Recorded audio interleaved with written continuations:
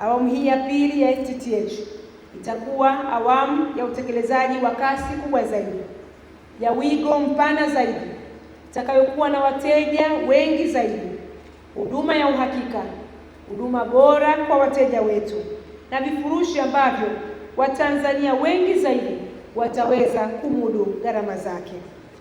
Kwa hakika kila nyumba inayounganishwa ni vema ikawa ni kitovu cha maarifa.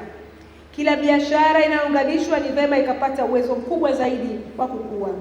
Kila taasisi inayounganishwa ikatoa huduma kwa haraka na kwa ufanisi zaidi. Hapo ndipo faiba yetu itakuwa sio tu miundombinu ya mawasiliano, bali itakuwa ni miundombinu ya maendeleo. Baada ya kusema hayo, napenda kuwashukuru kwa mara nyingine tena. Niwatakie kila laheri katika lengo la kufikia maunganisho milioni 1 ifikapo mwaka 2028 Juni. Karibuni sana Watanzania wote, tuweze kuwahudumia kwa kasi kubwa zaidi. Karibuni wote tuweze kutumia mfumo wetu wa FTTH.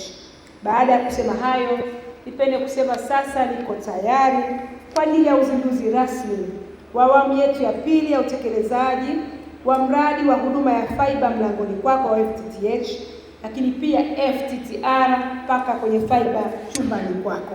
Ladies and gentlemen, may I have your attention please? 5